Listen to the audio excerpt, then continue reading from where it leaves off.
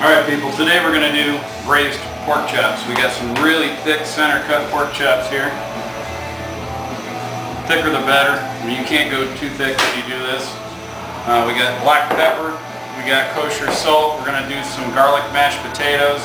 We'll do skin on red garlic mashed potatoes. We got a red onion, 3 stalks of celery, 3 carrots, some fresh flat leaf Italian parsley, 2 sticks of butter, and a whole bunch of chicken stock. We're going to start this off. We're going to season the pork chops. These are thick, so you can't over season them. I got these bowls here, to look all fancy and whatnot. That's what they do on the Food Network. This is fresh ground black pepper. We do not have pepper shakers in our house. You want to always ground it up fresh like that and put it in a bowl to look fancy. Just liberally pat that in. I'm going to do both sides. It's going to form a crust around the outside of the meat.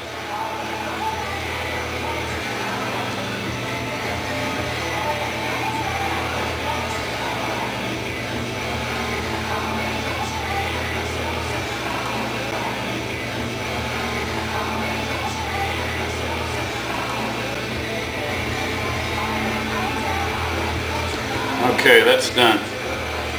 Cut.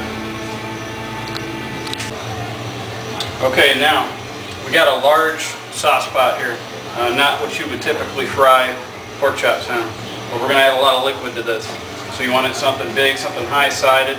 You're going to bring it up to a boil. You don't want it boiling over, so you want to use something big like this. We're going to take one of these 2 sticks of garlic butter.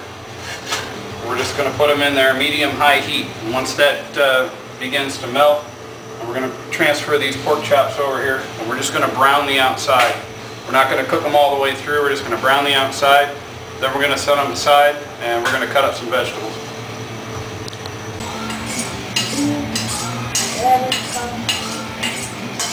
All right.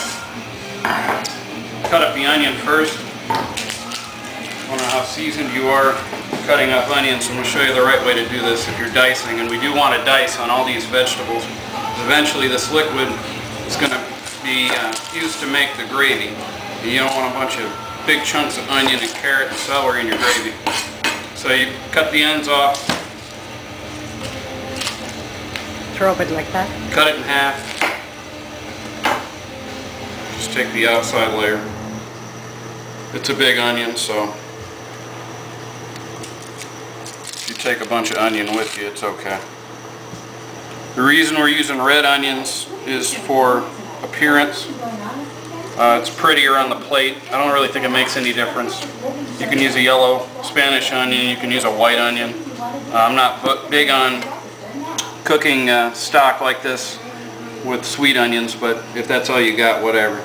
Take the knife, go down the side, and just make slits in the onion.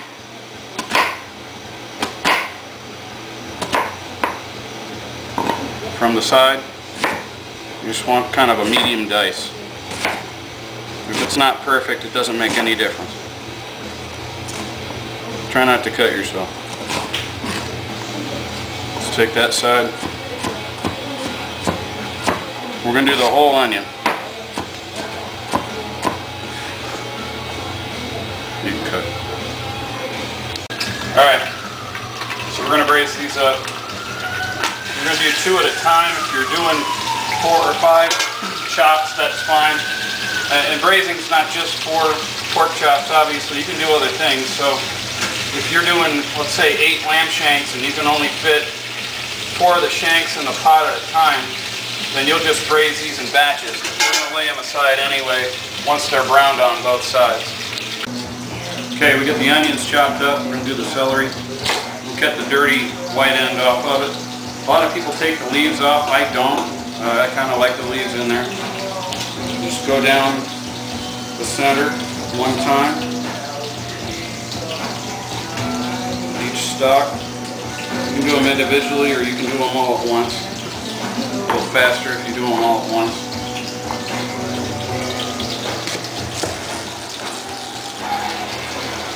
just want to dice these up.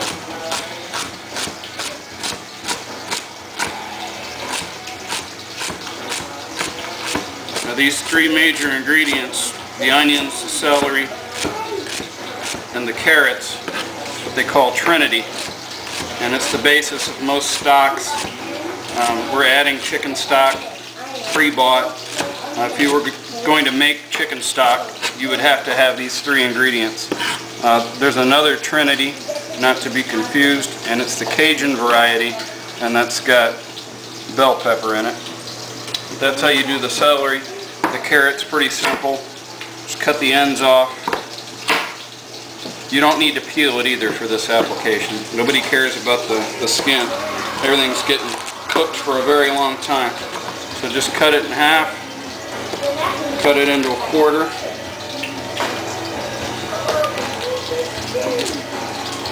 and then dice it.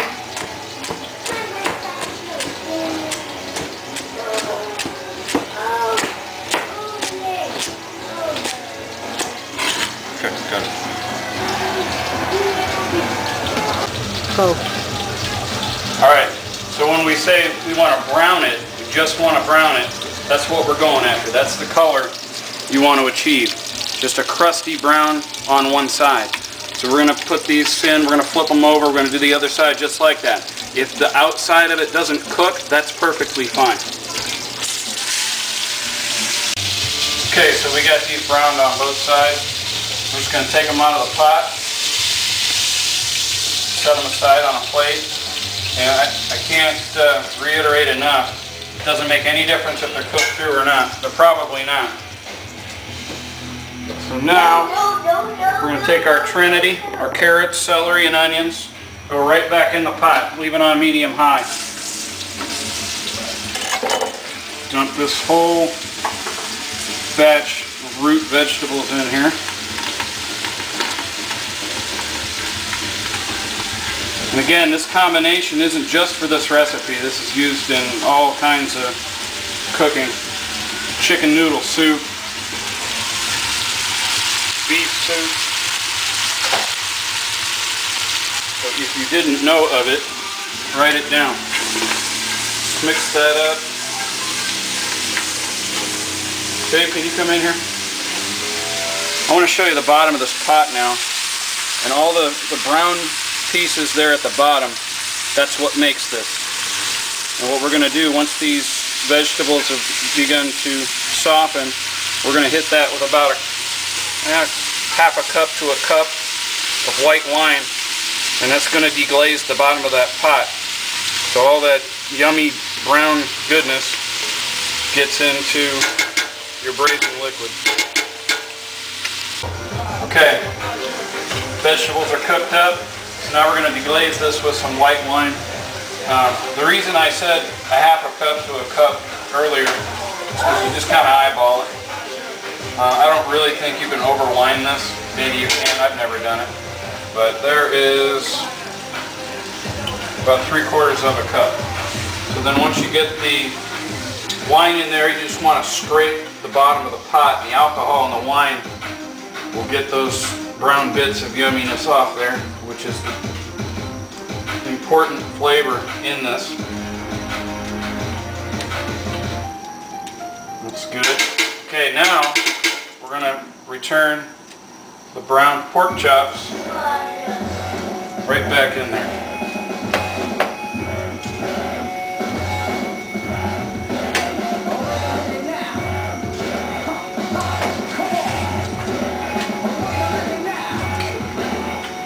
There's that. We got some juice left over in the pan. You got to throw that in there.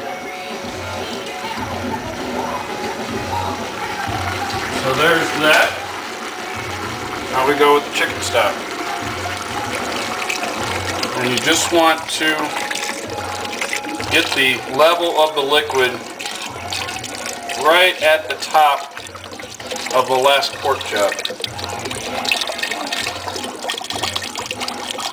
It's always best when you do this to buy a couple cartons of chicken stock if you don't make your own. That way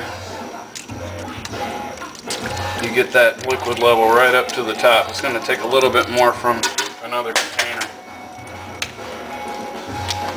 Notice all the while I've had the burner on medium-high. And that's what's nice about this. You start it on medium-high, you do the vegetables on medium-high, and now what we're going to do is we're going to bring this to a boil.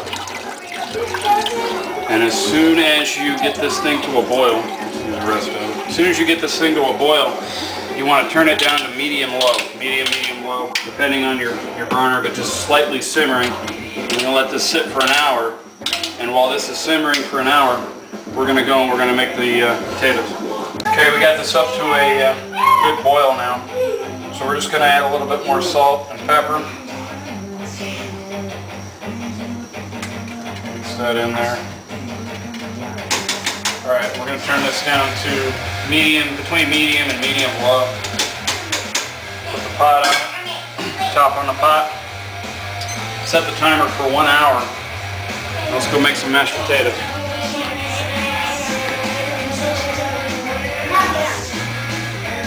Okay. You always want to start with salt water on potatoes. Keeps them from turning brown. So we're going to put about a tablespoon in there. A couple cups of water. Back to the fanciness, I wouldn't have had a couple cups of water ready. I would have just used the faucet. That's completely fine. We're on TV now. Whisk that up so you don't see any granules of salt left. Now we're just going to quarter these potatoes.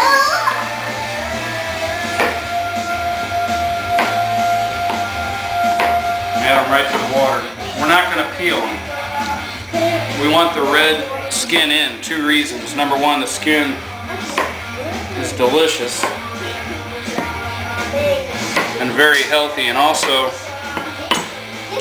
it really looks good when you mash it up. It gives kind of a nice red contrast to the green parsley that we're going to end up putting in the mashed potatoes. Okay, we got our potatoes all diced up in the water. Just going to put these on the big burner. We're going to put them on high for 20 minutes. We want to boil these for 20 minutes. That's more than enough time to let them cook through. If they don't cook through completely, that's fine. I mean, if it's chunky potatoes, I mean, we're leaving the skin on. It doesn't need to be a smooth texture. And we'll go into that when we add the parsley and the garlic and whatnot. Alright. So we've had the potatoes going for 20 minutes. We're going to transfer them to a colander in the sink. Let those drain.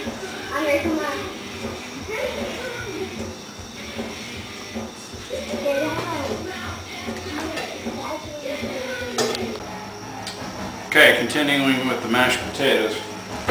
We're going to take a bunch of parsley. There's really no way to measure this. That's what I would consider to be a bunch. If you're cooking for a lot of people and you're doing these mashed potatoes, do 2 bunches obviously. Rough chop on this. When you add this to the potatoes, they're still going to be pretty hot. So a light herb like parsley is going to shrink up a little bit. So you may feel like you're putting too much parsley in, but once you mix it with the hot potatoes, it'll shrink up pretty good. Okay. Now we're actually going to mash garlic.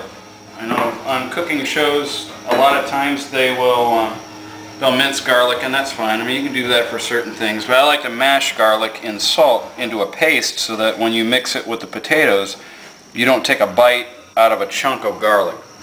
Now, garlic, you know, I see a lot of people struggling with garlic as far as getting the outside off. They call it the paper.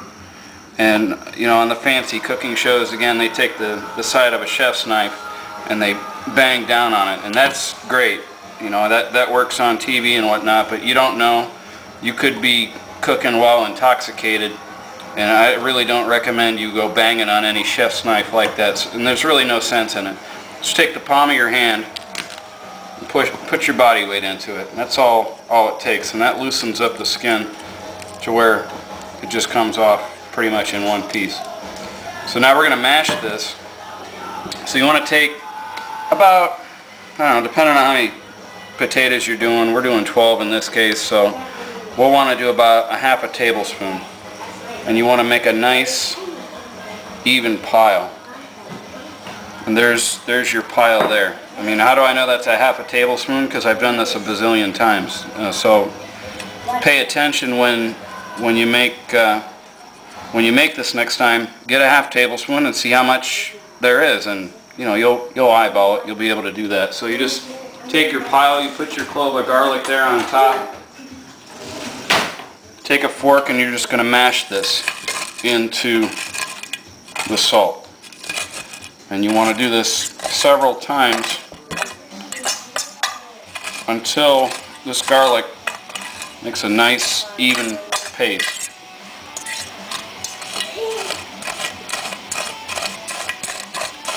Like that. And I use kosher sea salt for a couple reasons. I think it's better.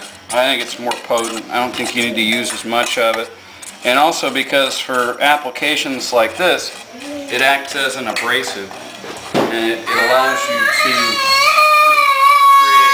create... Okay, that's what that should look like. No big chunks of garlic in there or anything. Alright, so now we'll get the potatoes from the colander.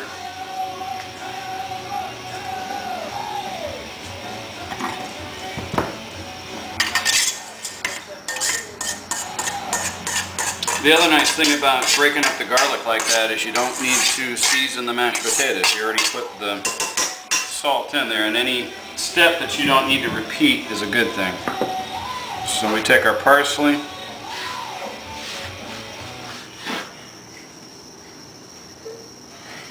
You want to do about a cup of sour cream. I'm not going to use a cup, I'm going to use a spoon, and that's because, again, I've done this 100 times. That's a cup, okay? If you're off by a quarter cup, no one will notice. If you're over by a quarter cup, no one will notice. So just go with it, and you'll save yourself a lot of time cleaning measuring cups.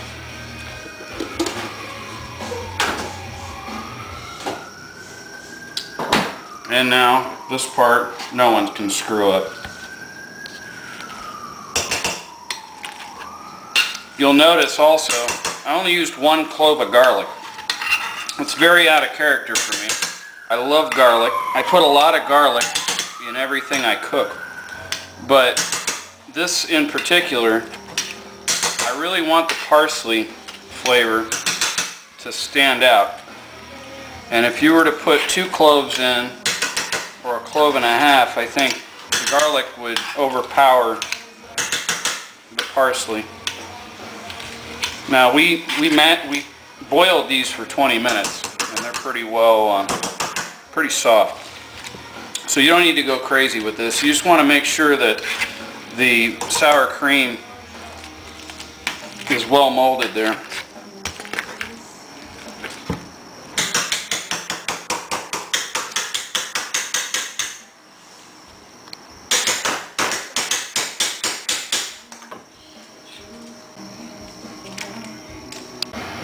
Okay, honestly, I forgot an ingredient. Half a stick of butter. That's where we use the rest of the butter. Normally I would add this as soon as I put the garlic in, then I throw the potatoes in and whatnot. But it doesn't make any difference. So we'll add the butter. We'll continue mashing.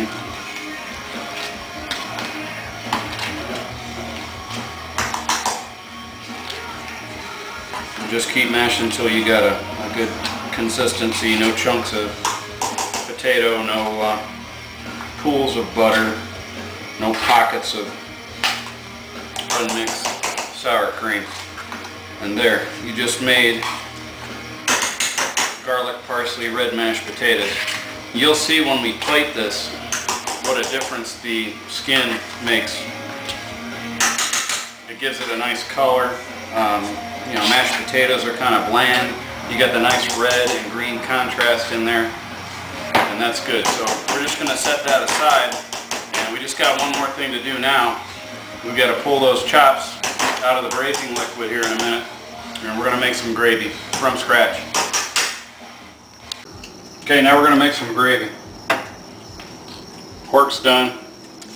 Potatoes are done. We're going to take a half a stick of butter, sauce pot, medium heat. I'm going to let that melt. In the meantime, we're going to transfer the pork chops, which are fully cooked, to the plates that we're going to serve them on, and we got the oven preheated to warm. You don't want to cook them anymore. They're fully cooked.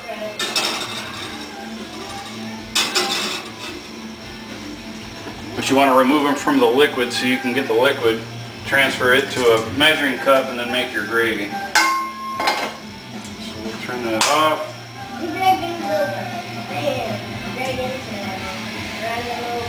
You want to be careful when you're pulling these out because they are extremely tender. You don't want them to separate from the bone. I mean, it's not the end of the world, but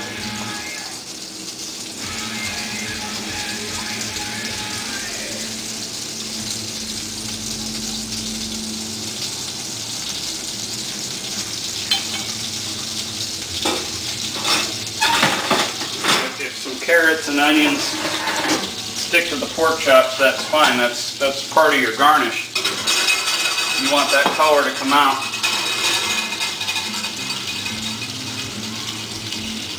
Those are the kids. These are mommy and daddy's.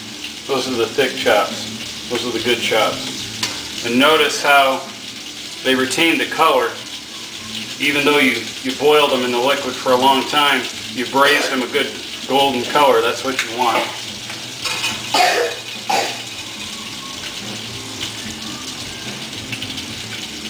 So we'll just leave these in the oven. We got that butter melting. You want to have this butter on a medium-low temperature. I turned it up to high just to speed up the melting process, but we want that on medium. And that butter is going to be the base for our gravy. And we're going to use the same braising liquid we used to cook the pork chops in making the gravy. Now you don't have to do this, but I do this. I like to transfer the liquid to the measuring cup, because when you do this, you want to whisk it into the butter and flour real slow. In fact, before I do this, let's get that flour going. You want a heaping tablespoon of flour. That would be a heaping tablespoon. That was funny, right? Right in the flour. You want to take a whisk and whisk that. This is called a roux. This is how you would thicken soup. This is also how you thicken gravy. If you were making a sauce for an oriental dish, you would use cornstarch. But in this case, you want flour. And the reason you cook it is because raw flour is very chalky. If you don't cook the rawness out of it and you go and serve the gravy, you can actually taste the flour in that. And you don't want that. All you want that flour to do is act as a thickening agent. So as that browns, we'll continue to ladle the browning liquid in. Also, when you're making gravy, a lot of people like to strain this first. They'll strain the vegetables out of it. But for this particular dish, I kind of like the orange carrots and the red onions and the green from the celery to come out in the gravy. And you'll see what I mean when we plate that up.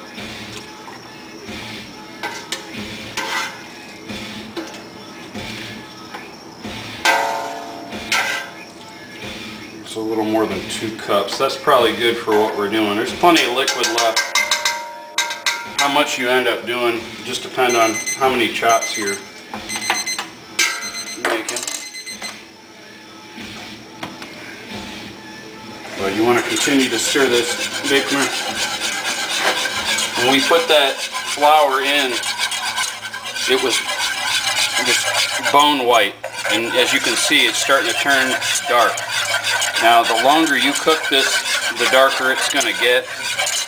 If you were doing a turkey gravy or something that you want to be traditionally dark, you'd let that go a little bit longer, almost until it came to a chocolate consistency, but that's about ready. You want just kind of a dark tan.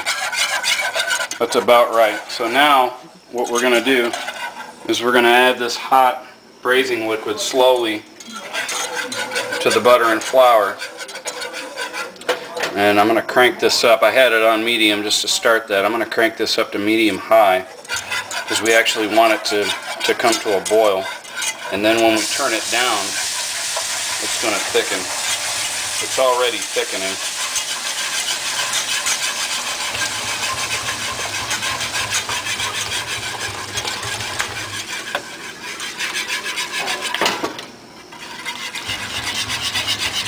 And you want to just constantly stir this until it comes to a boil. And then once you turn this down, it's going to thicken into a gravy consistency. And again, I mean, you've got all the flavors from the root vegetables, the onions, the celery, the carrots. You've got the drippings from when you fried the pork chops when you began this process, and all those ingredients are beginning to come out. And that's pretty well incorporated. It's starting to thicken now. So I'm just going to turn this off. And you just made brown gravy for pork chops. Okay, so we're done cooking. Let's plate this up.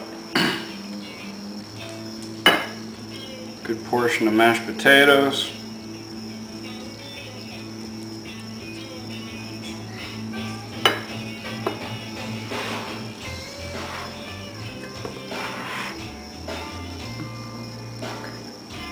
Oops.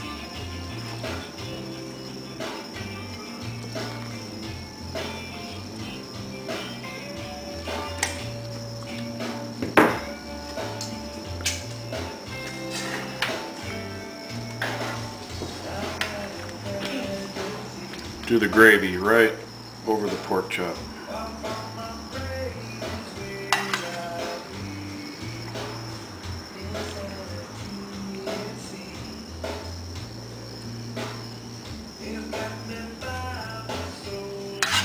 A lot of people like to make the cup in the potatoes and pour the gravy in. No, it's pretty like that. It's got the red, it's got the green from the parsley.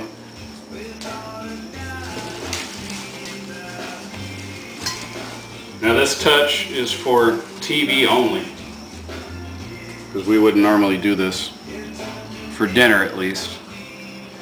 Dinner roll, and we saved the garnish. Saved some leaves, the parsley. You got braised pork chops from scratch, very inexpensive. Whole meal probably cost us $15. We got enough food for 4 or 5 people. That's it. So we'll see how this goes. We'll continue to do these videos. If it interests you, let me know. We'll do some other things. We cook like this every night. I get home from 6 o'clock. We usually eat around 7:30, 8 o'clock. It's always from scratch. There's no additives. There's no preservatives. Everything's fresh food. We have fun doing it. We listen to music. We drink beer. You know, this is how we live. So we're going to try to continue to do this if you guys are interested. So let me know. We're going to post this. But that's braised pork chops from scratch. Thanks.